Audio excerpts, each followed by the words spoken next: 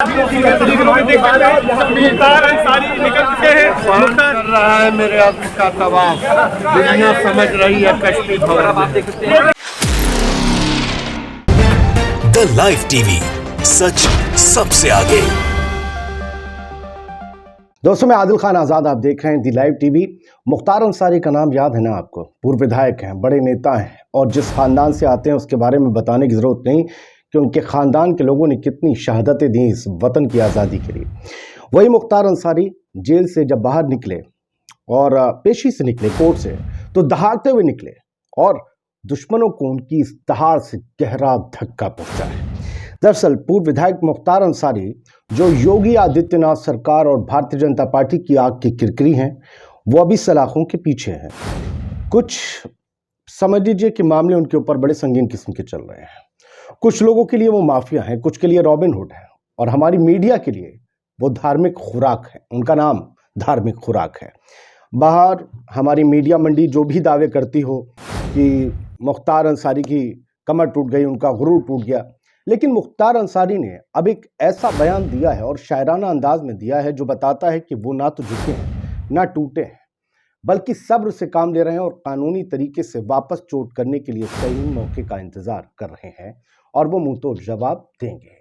संजय शर्मा नाम की user Twitter पर लिखते हैं, टीवी चैनल चिल्ला रहे हैं डॉन मुख्तार अंसारी पसीने पसीने है, उसकी सारी हेकड़ी निकल गई, अब कुछ बचा नहीं, पर वो शेर और शायरी कर रहा है, ये उनकी भाषा है। सुनिए उन्हीं से ये शेर।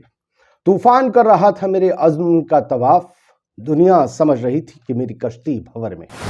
इस ट्वीट की भाषा को दरकिनार करते हुए आप मुख्तार अंसारी का शेर सुन लीजिए। ये शेर एक बहुत मशहूर शायर का है, इसके मायने क्या है वो हम आपको बताएंगे मुख्तार की आवाज में। उन्हें मुख्तार अंसारी निकल चुके हैं। कर रहा है मेरे आदमी का तवाफ। दुनिया समझ रही है कश्ती भवन में। देखिए, मुख्तार अंसारी एक्सक्लूसिव बातचीत में कहा है कि तूफान कर रहा है। क्या कहना चाहते हैं? तो ये शेर आपने सुन लिया मुख्तार अंसारी के मंसूबे या फिर मुख्तार अंसारी का जो धैर्य है या सब्र है या जो उनका आज़्म है, उसका इसी से सबूत मिलता है। वो कहते हैं तूफान कर रहा था मेरे अज़्म का तवाफ, यानी चारों ओर परिक्रमा कर रहा था और दुनिया समझ रही थी कि मेरी कश्ती भंवर में ना ये परिक्रमा चल रही है। मुख्तार अंसारी प्रयागराज कोर्ट में अपने ही अंदाज में नजर आए।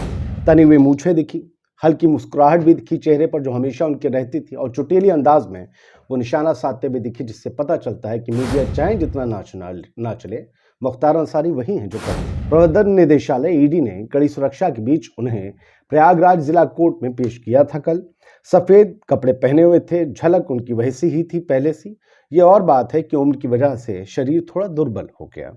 हाथ जोड़कर उन्होंने नमस्कार किया लोगों से और कहा कि कुछ नहीं बोलूंगा। जब जा रहे थे, जब मीडिया ने सवाल पूछा तो मुख्तार अंसारी ने यह भी कहा कि बोलने पर पाबंदी लगी हुई है, हम कुछ नहीं बोल सकते, कुछ नहीं बोलेंगे। 5 दिन की रिमांड उनकी जो थी वो कल पूरी हुई और कल ही उन्हें जब रिमांड पूरी हो गई और एक्सटेंड नहीं हुई तो उसके बाद बांदा जेल भेज दिया गया, जिसके आप विजुअल देख रहे हैं गाड़ियों से ले जाते हुए। ये मुख्तार अंसारी को गाड़ी से ले जाया गया था। ये उस टाइम के विजुअल हैं, शाम के कल वक्त के।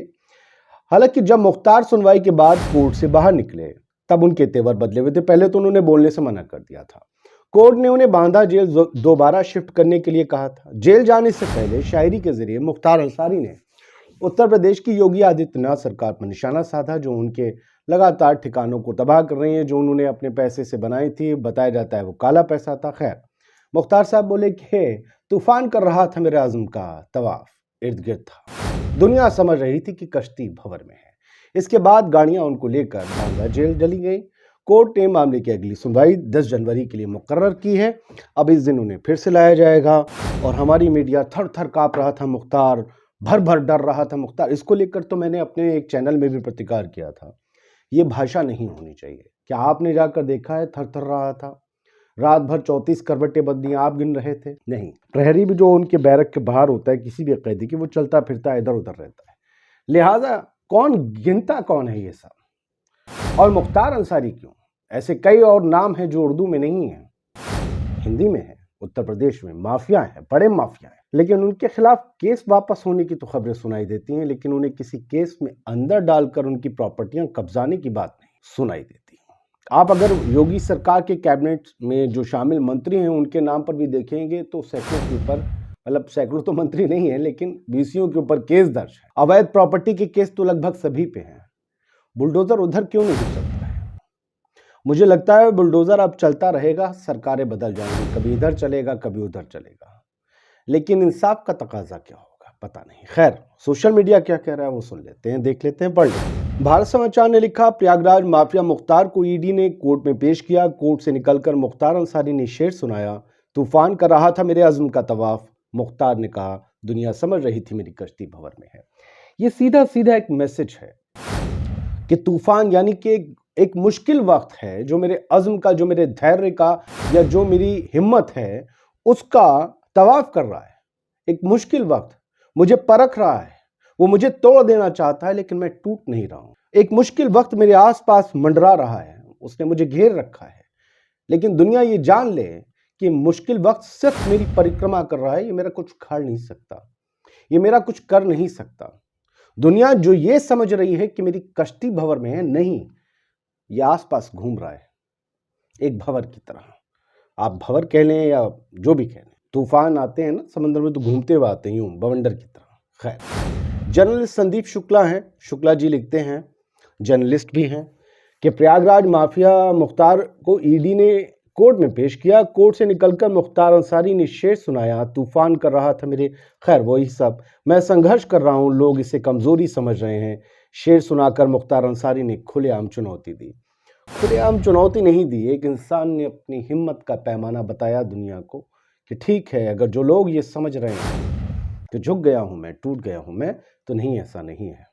क्योंकि मुख्तार अंसारी कोई माफिया परिवार से, गुंडे परिवार से नहीं आते, वो इस देश के स्वतंत्रता सेनानियों के परिवार से आते हैं।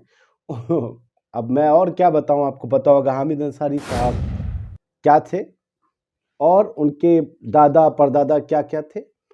उनके यहाँ किसी ने भी इतिहास में न कभी पेंशन ली, न अंग्रेज़ों की मुखबरी की, न वो बुलबुल पर बैठकर माफीनामे लिखकर ले गए कि मेरी सज़ा माफ़ करवा दीजिए।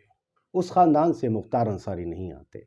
ये और बात है कि मुख्तार अंसारी पाक दामन भी नहीं है, उनके दामन पर गुनाहों के दाग हैं और उनका जीवन अपने भाइयों और अपने परिवार के और लोगों से अलग है। तो बीजेपी के एक नेता का कत्ल का भी इल्ज़ाम है उन पे, लेकिन जो उनकी धमक थी पूर्वांचल में, वो भाजपा के लिए बड़ी मुश्किल थी। इसीलिए इस मुख्तार अंसारी के एपिसोड को पॉलिटिकल वेंडेटा भी कहा जाता है। खैर, गौरव गुलमोहर कहते हैं कि यूपी का योगी राज, राजा भैया और सोनू मोनू की संपत्तियों का ब्यौरा क्यों नहीं खंगाल रहा प्रवर्तन निदेशालय।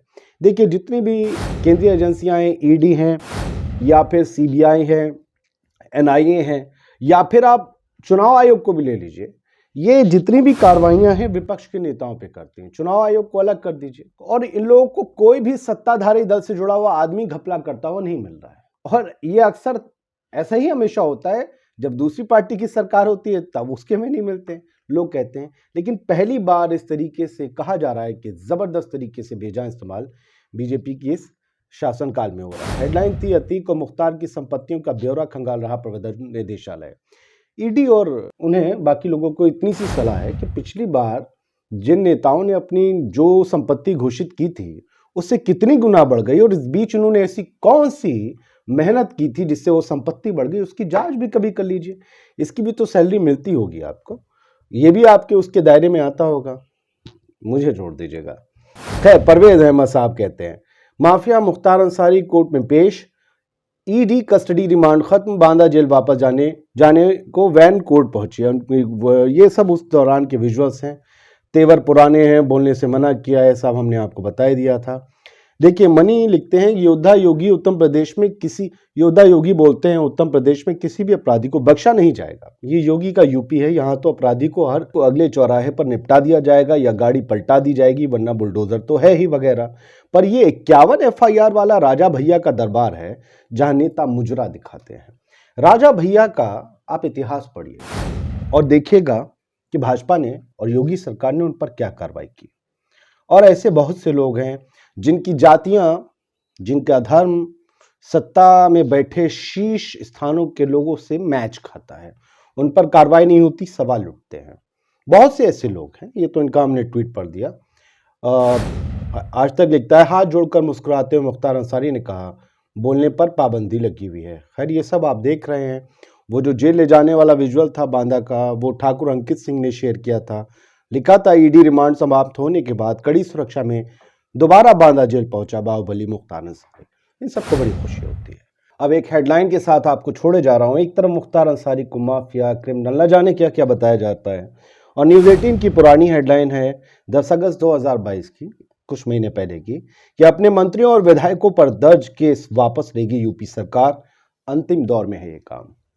जब आप अपने लोगों से केस हटाकर क्लीन चिट दे देंगे तो अपराधी तो आपको दूसरों में ही नजर आएंगे, जो आपके आगे नतमस्तक नहीं होते।